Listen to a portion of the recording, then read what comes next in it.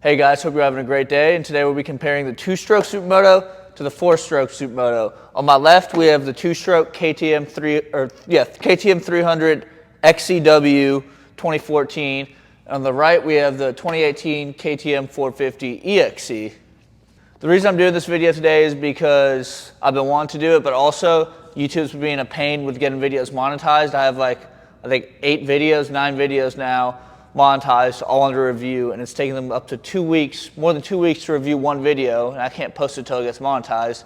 So just know I have a bunch of really good videos coming. I think they're better than they ever have been, but I just can't post them right now because YouTube's taking forever to review them. So I figured I'd do one where I'm off the bike, so hopefully they can monetize this one instantly and this can go up tomorrow. So I guess obviously we'll start off first. If you don't know two strokes, you got to mix gas, mixing gas, hauling ass.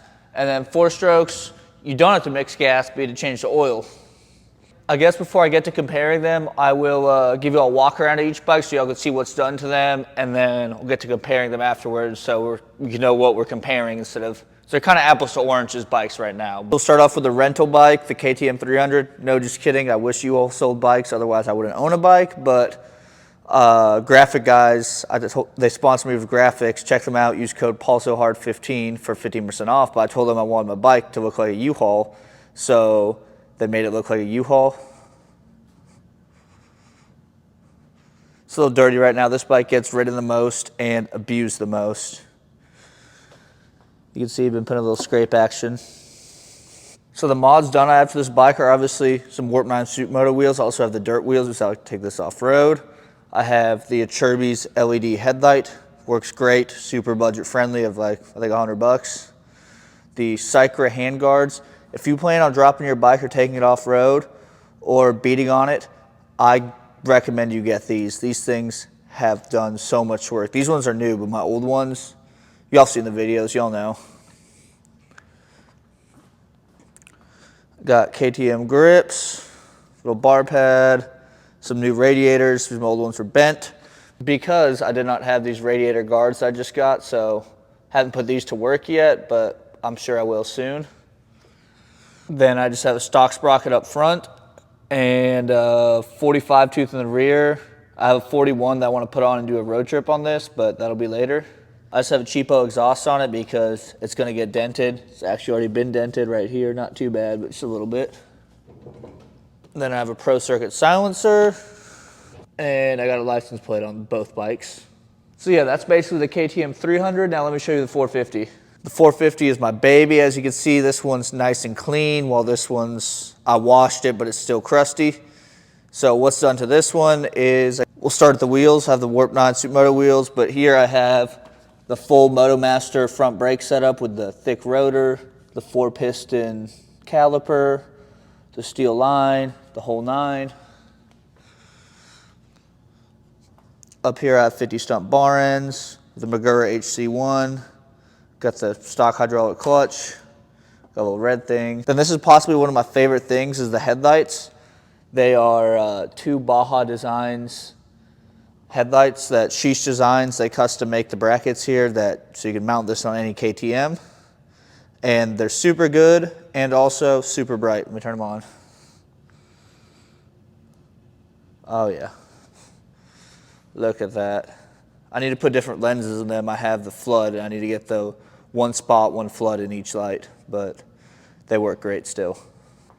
Then I have the Magura HC1 up here for the stoppies. Oh yeah, also have Graphic Guys graphics on this. I told them go crazy. I love the holographic look on it. It looks great. And also use code PaulSoHard for 15% off on your graphics. So just a little cheat code if you want to get some fresh graphics. I have CMT lower, Tecmo upper for the carbon, Tecmo skid plate. On the 450 I have a 48 tooth rear sprocket with an FMF exhaust. On the rear braking system I have stock Brembo, 50 stump bracket, an SV650 caliper, and a MotoMaster rear rotor with some Warp 9 axle sliders. Then on this bike I have the Boysen super cooler and the Henson clutch cover, just the cover on this. And y'all be sure to follow Sheesh Designs on Instagram also. They've let me use their shop all the time, and Gentry's always fun to ride with, so follow Sheesh Designs on Instagram. So now that I've shown you both the bikes and kind of what's done to them and all that, I'll show you the cons and pros of each bike. I guess we'll start off with the cons of the two-stroke because there's quite a few. The first one is how much gas it uses. This thing chugs gas like nobody's business. I swear I've used 3 gallons in a day. Granted, I rode a good amount, but not like 3 gallons in this, I could go miles. This one I just went around the city, and granted I was ripping around, but still chugs gas. Which brings me to number 2 is you have to mix gas when you fill up, because mixing gas, it doesn't sound bad, but whenever I get on this bike, normally it has like this much gas left in the tank, so I got to stop at a gas station. I'm already running late to meet somebody who I'm gonna ride with, so then I got to stop, mix the gas. I've gone quick at it. It's just I'll put in 2 gallons, 6 ounces, boom, boom, ready to ride for the day. But it's still pretty annoying. Then you always got to make sure to stock up on your oil. Otherwise, you got to put in that lawnmower 2-stroke oil, which probably isn't the best for it, but I've never had any problems with it.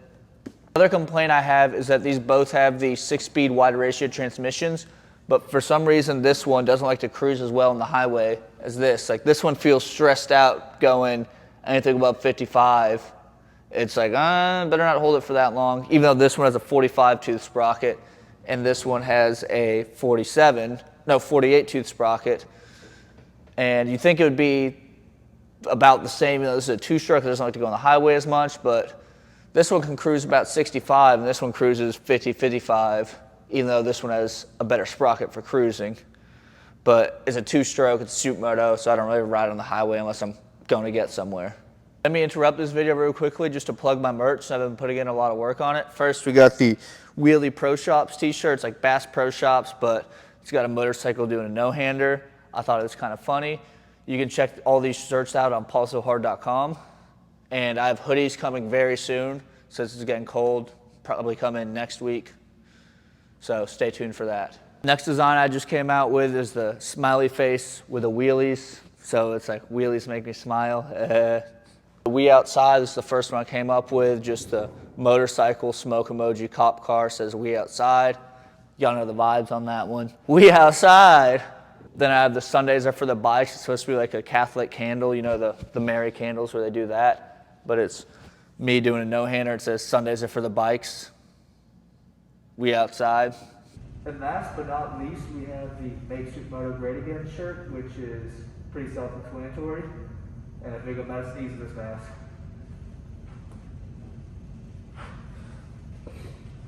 Oh, you know what they say, live in somebody else's skin. This man has to sneeze all the time. That's what I gotta say. Woo! Another thing with the 2-stroke is if you ride it like all day and you're like riding it for like at least half the day you're on the bike riding, you're gonna get off and feel all buzzy kind of because it vibrates.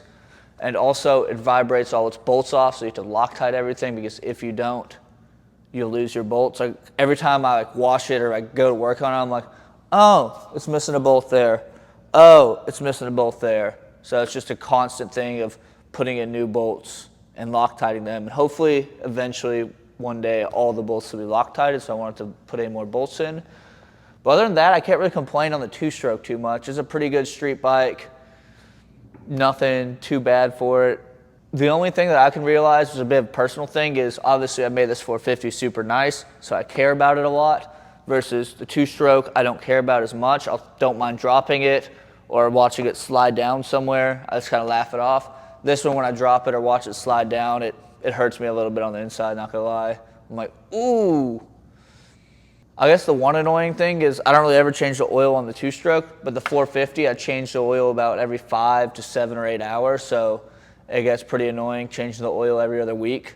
Okay, so now that we've gone through both the bikes and kind of shown you the mods and kind of what they're for, this one's more for cruising, trail riding, exploring, and this one's obviously for more stunt riding.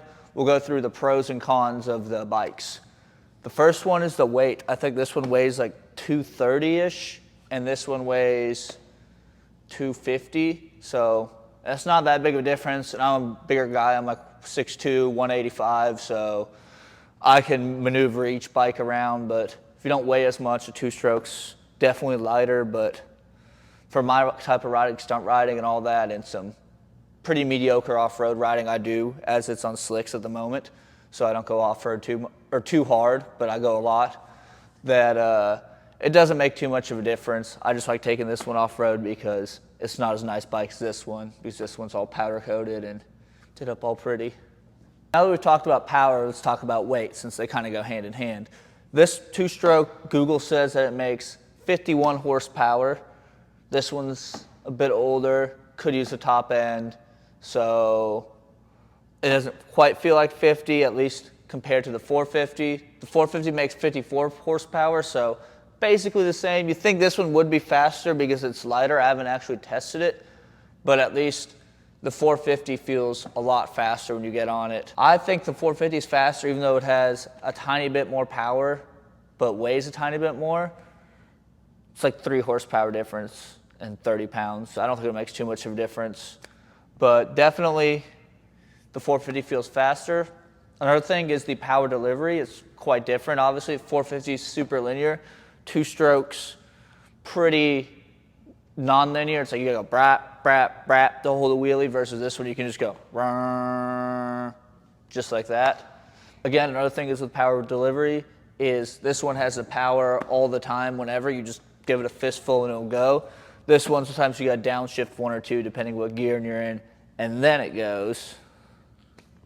One thing that I didn't realize till I refreshed this bike is that the pipe right here makes a huge difference. I know people said it did, but my old pipe was completely dented and like it was completely bent in a weird way. And once I put on the new pipe, this thing had so much more power, so much more low end, and it was like the power was a lot more manageable. Because before it would be like nothing, nothing, nothing. You'd hold it and then it would give you everything. Now it's a lot more linear, a lot more easier to ride, a lot more usable power. So just if your pipe's really dented and you want to ride 2 strokes run funny, try throwing a new pipe on. That might be it. But that's pretty common sense. I just don't have much of it, I guess. Because we're talking about power, might as well talk about the engines. Obviously, the 2-stroke is going to run a lot cooler, just because, I don't know why, 2 strokes just run cooler. I guess less moving parts, less stuff. The 4-stroke runs a lot hotter, but I have a Boysen supercooler on it, and this one comes with a fan, so the fan will kick on, but I've never had this one puke out coolant, unless I'm doing a massive burnout.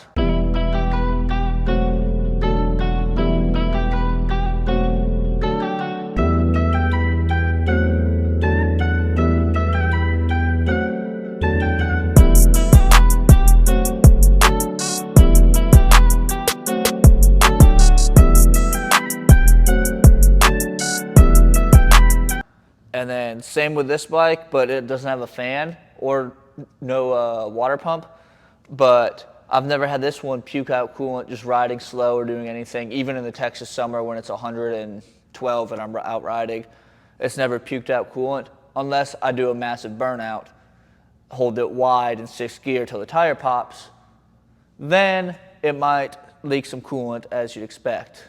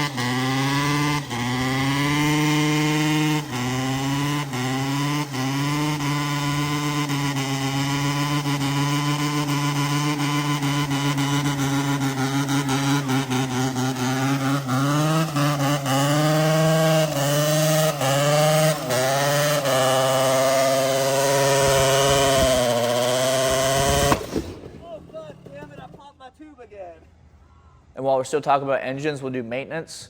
The maintenance on this 450 is literally just changing the oil and all the valves checked every like 75 hours. They've never moved. I think the bike's got like 300, close to 400 hours on it. Runs like a top. Never had any problems with the motor. Never done a bottom end, never done a top end. Literally just checked valves. That's the most maintenance that's ever been done on this bike. I've had this bike for about 120 hours I put on, and I've never really had to do anything to it besides the head studs stripping, but that was just previous owner. I think whoever rebuilt it was a bit of an idiot from what I've heard from the mechanic. But other than that, it's ran good, never had a problem with it. Motor-wise, I've submerged it for 15 minutes. I was holding onto it in a river, otherwise it would float away. Well, this is a great way to start off the vlog. How deep is this? How bad of an idea is this? This is so dumb. Oh! No, this is not good. She's a squirter. Just drained the water out, dried out the spark plug, ran great. Can't really complain on this. So they're both super reliable. Like, I beat my bikes pretty hard, as y'all see, whether I'm stunt riding it or just riding it like an idiot, but they both work good. So either way, for at least the KTMs, you'll be fine. I wouldn't worry about doing a rebuild. People say they'll get like 200 hours out of a top end, and I think you do 2 or 3 top ends before your bottom end goes out. So you get a bunch of hours out of each motor. And also top end rebuilds for this are like $200. So I guess that's a plus on the 2-strokes. The maintenance is pretty cheap if you do something catastrophic versus this. You got to worry about an expensive head, expensive cylinder, expensive piston. Just everything's more expensive, and there's more of it on the 4-stroke to go wrong. I can't not talk about this topic. I don't think anybody else talks about this topic when they're comparing Supermotos, but wheelability, I'm definitely going to give it to the 4-stroke. It's a lot more fun to wheelie because of the power band being more linear and smoother. You know exactly when you're going to need the power, versus a 2-stroke is a bit more difficult to wheelie, especially if you're starting out learning how to wheelie. I definitely recommend the 4-stroke. The 2-stroke, you're going to launch yourself because you're not going to be used to the power and you're not going to know the brake. So you're going to get up, you'll be right by balance point chasing it when you're learning how to wheelie, like you will on both bikes. But the 4-stroke just kind of comes down, especially if you go too far back, it has all the engine brake to come down. The 2-stroke has no engine brake, and it has that power band that's kind of funky, so you'll be going, and then you'll be chasing it right below balance point, all's going well, and then all of a sudden you're going to snap it one too many times and go back. It's going to have no engine brake, it's going to snap back extra hard, and then your butt's going to be nice and pink, which you probably don't want. You might want that, but I don't think you want that. Then I guess another thing is sound. It's purely preference. I don't even know which one I like the most, which one sounds better, but they both sound great. I might have to go with the 450 just because, I don't know, I like it more. Everybody's going to say they love the sound of a 2-stroke. I do too, but I think I like the 450 just a tiny bit more. But if it's up to me, they both sound great. Get both bikes, get the best of both worlds. Another thing is street legality. You think that the 2-stroke could get pulled over all the time, but not really.